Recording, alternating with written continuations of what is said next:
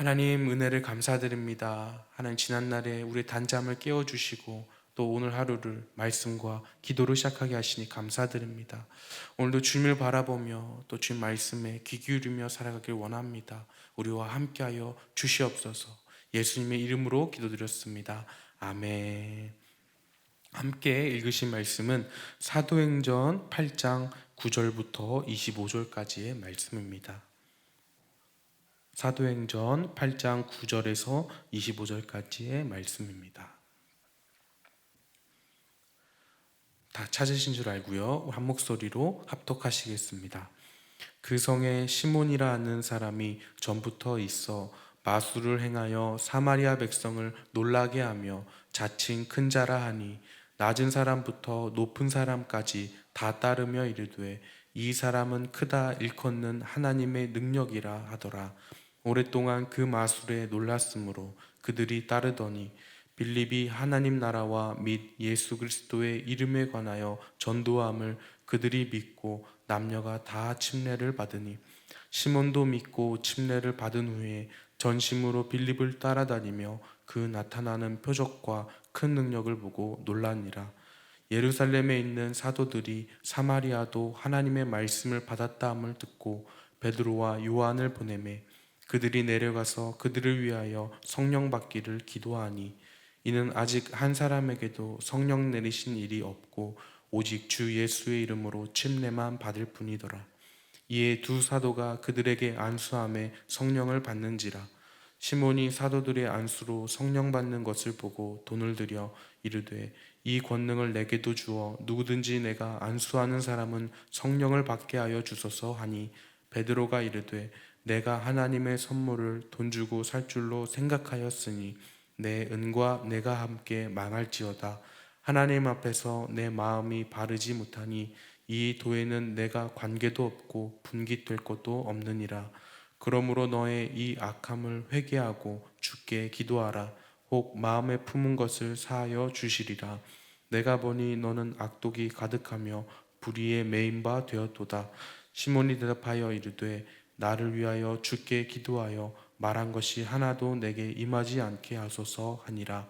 두 사도가 주의 말씀을 증언하여 말한 후 예루살렘으로 돌아갈새 사마리아인의 여러 마을에서 복음을 전하니라. 아멘. 말씀을 나누도록 하겠습니다. 오늘 말씀의 배경이 되는 곳은 사마리아입니다. 사마리아 사람들은 유대인들이 상종조차 하지 않았던 사람들이었습니다. 우리가 지난날 복음서만 보더라 하더라도 서로 간에 갈등이 심히 깊었다고 볼 수 있습니다. 과거 이스라엘 왕국이 멸망하면서 또 민족이 흩어지고 또 이방 민족의 지배를 받게 되니까 그 중에 포로로 끌려간 자들은 민족의 정체성을 지켰고 또 멸망하여 남은 자들은 이방인과 혼합하여 살아갔기 때문에 이렇게 유대인과 사마리아인의 갈등은 민족의 정체성으로부터 또 문화 또 종교에서 다분히 일어나게 되었습니다. 그리고 그것은 예수님의 시대까지 이어지곤 했습니다. 그런 상황 가운데 오늘의 말씀은 사마리아에 복음이 전해졌다는 것을 알립니다. 이것은 예루살렘 교회가 사마리아에 복음을 전할 계획이 있었음을 말하지 않습니다. 이것은 성령께서 주도하시고 또 예루살렘 교회의 흩어짐을 통하여 복음이 전해짐을 말하고 있습니다. 그렇게 오늘 말씀은 사마리아라고 하는 지역에서 있었던 두 가지 이야기를 기록하고 있습니다. 첫째는 마술사 시몬의 이야기고 둘째는 안수를 하기 위해 내려간 사도들의 이야기입니다. 이 두 이야기를 통해서 오늘 우리를 향하신 하나님의 뜻은 무엇인지 알아보길 원합니다. 9절 말씀을 읽어보겠습니다. 그 성에 시몬이라는 사람이 전부터 있어 마술을 행하여 사마리아 백성을 놀라게 하며 자칭 큰 자라 하니 9절 본문에 따르면 시몬이라고 하는 자가 마술을 행했다고 말합니다. 그런데 이 마술은 사람들을 놀라게 했다고 기록하고 있습니다.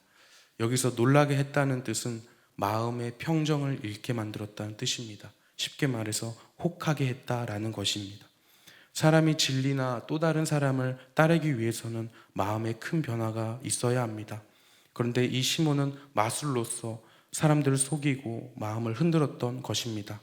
그리고 나서 그가 전했던 것은 무엇이었습니까? 자칭 큰 자라 하니 라고 되어 있습니다. 시몬은 스스로 큰 자라고 말하면서 자신을 믿고 따르게 만든 것입니다. 우리는 다양한 계기로 예수님을 영접했을 것 같습니다. 기도와 바람이 응답되었기 때문에 예수님을 믿었고, 또 전하는 사람에게 긍정적인 마음이 들어서 예수님을 믿었고, 또 태어나 보니 부모님이 예수님을 믿었기에 자연스럽게 믿게 된 일들이 있었습니다. 그러나 그 믿음이 건강한 믿음인가, 바른 믿음인가 하는 것은 무엇을 따라가고 있는가, 누구를 따라가고 있는가입니다. 참 믿음은 예수 그리스도를 따르는 삶에 있습니다. 오늘날에도 기독교 신앙의 신비로움만 쫓는 모습들을 보게 됩니다. 그러나 우리가 분별하여 따라가야 하는 것은 사람도 아니고 신비한 체험도 아니라 우리의 구원자 되시는 예수님입니다. 그렇게 시몬은 마술로 많은 사람들을 따르게 했습니다. 그러던 어느 날 복음을 전하는 빌립 집사를 보게 된 것입니다. 12절 말씀입니다. 빌립이 하나님 나라와 및 예수 그리스도의 이름에 관하여 전도함을 그들이 믿고 남녀가 다 침례를 받으니. 여기서 시몬은 예수님을 전하는 빌립을 보게 되었습니다. 뿐만 아니라 자신의 마술을 보고 따랐던 사람들이 다 예수의 이름으로 침례받는 것을 보았습니다. 마술보다 더 뛰어난 성령의 권능을 직감하면서 시몬도 예수 그리스도를 믿고 침례를 받았다고 말합니다. 13절 말씀입니다. 시몬도 믿고 침례를 받은 후에 전심으로 빌립을 따라다니며 그 나타나는 표적과 큰 능력을 보고 놀라니라. 여기서 시몬도 다른 이들과 똑같이 믿었고 침례를 받았다고 말합니다. 그런데 성경은 그가 표적과 큰 능력을 보고 놀랐다는 말을 덧붙입니다. 물론 우리도 표적을 보고 또 능력을 볼 때 감정적으로 놀랄 수 있지만, 여기서 놀라다라는 표현은 마술을 보고 놀라다 할 때와 같은 표현으로 사용했습니다. 성령의 능력을 마술처럼 바라보는 시몬의 시선을 기록하고 있습니다. 사람을 살리기 위해, 복음을 위해 사도들에게 임한 그 성령을 자신의 욕망의 도구로 여기려는 모습을 보여줍니다. 이와 같이 그의 믿음이 참 믿음인가 하는 의구심은 베드로와 요한을 통해 심화되고 있습니다. 사도들이 사마리아에 와서 안수할 때에 성령이 각 사람에게 임하기 시작합니다. 시몬이 이것을 바라보고 다음과 같이 말합니다. 18절과 19절 말씀입니다. 시몬이 사도들의 안수로 성령 받는 것을 보고 돈을 들여 이르되 이 권능을 내게도 주어 누구든지 내가 안수하는 사람은 성령을 받게 하여 주소서 하니. 시몬은 돈을 주고 사도들이 보인 권능을 얻으려고 합니다. 여기서 돈을 주고 사겠다는 의미는 무엇일까요? 나의 것이 되게 하겠다. 내가 사용하고자 할 때 사용하고 나의 유익을 위해 사용하겠다. 성령을 도구로 사용하겠다는 의미입니다. 20절에서는 베드로의 반응이 나옵니다. 베드로가 이르되 내가 하나님의 선물을 돈 주고 살 줄로 생각하였으니 내 은과 내가 함께 망할지어다. 베드로는 시몬을 나무라며 말합니다. 하나님의 선물을 돈 주고 살 줄로 생각하였으니. 여기서 하나님의 선물이다 라는 뜻은 하나님께서 값없이 주시는 선물의 의미도 있지만, 그 선물이 하나님께 속해 있다, 선물의 주고받음의 권한이 하나님께 있음을 말하고 있습니다. 그러면서 그의 마음이 하나님 앞에서 바르지 못하고 이에 참여할 것이 없음을 말합니다. 21절 말씀입니다. 하나님 앞에서 내 마음이 바르지 못하니 이 도에는 내가 관계도 없고 분기 뜰 곳도 없느니라. 결국 시몬의 믿음이 바르지 못함을 보고 이를 회개하라고 말합니다. 성경은 시몬이 믿고 침례를 받았다고 말합니다. 그러나 성령을 자신의 도구로 한낱 욕망을 이루어주는 것으로 바라보았고 또 놀라워했고 또 돈으로 사려고 했습니다. 예수님을 믿으며 살아간다는 것은 단순히 믿었음으로 끝나는 것이 아니라 늘 하나님 앞에서 바른 마음으로 살아가고 있는가, 예수 그리스도를 따라가고 있는가 점검하는 일이 필요합니다. 어쩌면 시몬은 지난날 마술사의 삶을 복음과 함께 완전히 청산하지 못한 것 같습니다.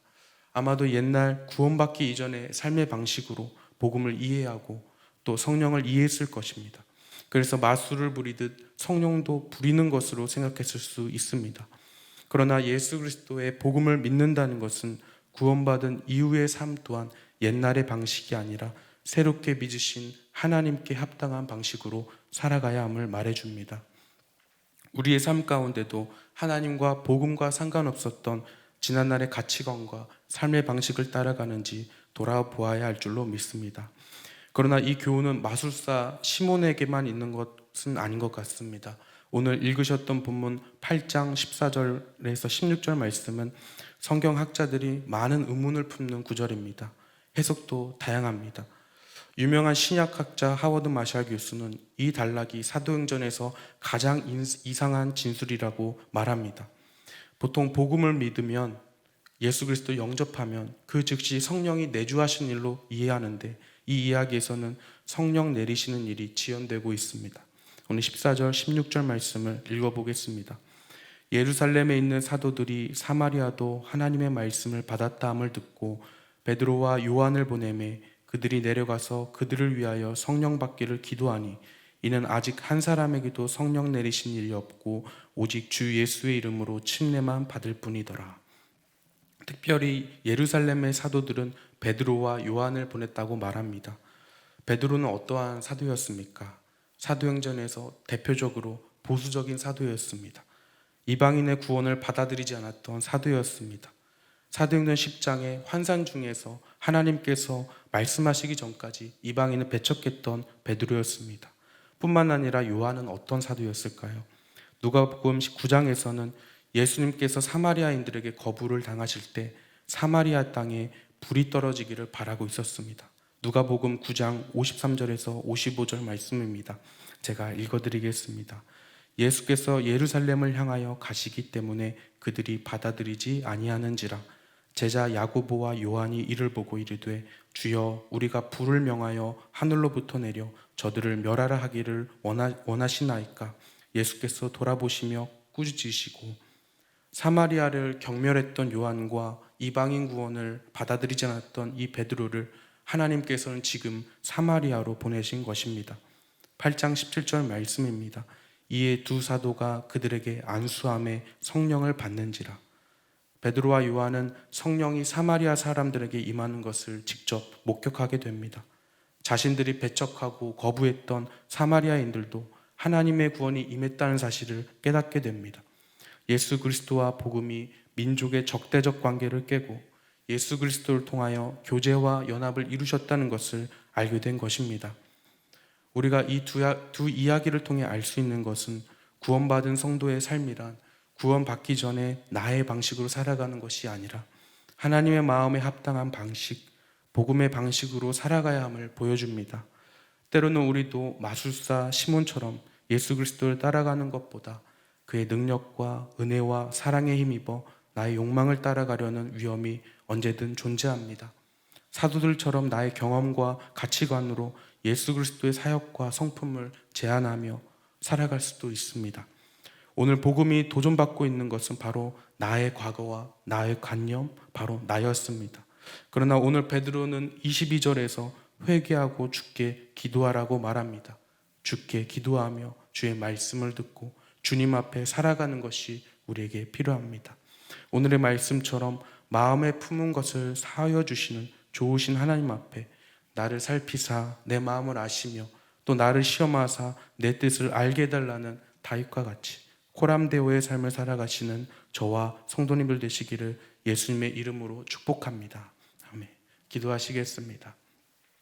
하나님 아버지 감사합니다. 하나님 우리에게 복 주셔서 복음을 듣게 하시고 예수님을 믿게 해주시니 감사드립니다. 하나님 온전히 우리가 이 복음을 통하여 예수 그리스도를 따라가는 참된 제자가 될 수 있도록 도와주시옵소서. 하나님 오늘의 삶도 우리의 부끄러움과 우리 연약함에도 불구하고 주님 앞에 살아가기를 원하오니 주님 함께하여 주시옵소서. 하나님 이 새벽날 수많은 기도 제목 들고 나온 우리 성도님들 계십니다. 하나님 기도할 때마다 응답되게 하시고 더 놀라운 축복으로 함께하여 주시옵소서. 감사합니다. 이 모든 말씀 예수 그리스도의 이름으로 기도드렸습니다. 아멘. 우리 함께 주기도 모드로 마치시겠습니다. 하늘에 계신 우리 아버지여, 이름이 거룩히 여김을 받으시오며 나라가 임하시오며 뜻이 하늘에서 이루어진 것 같이 땅에서도 이루어지이다. 오늘 우리에게 일용할 양식을 주시옵고 우리가 우리에게 죄 지은 자를 사하여 준 것 같이 우리 죄를 사하여 주시옵고 우리를 시험에 들게 하지 마시옵고 다만 악에서 구하시옵소서. 나라와 권세와 영광이 아버지께 영원히 있사옵나이다. 아멘.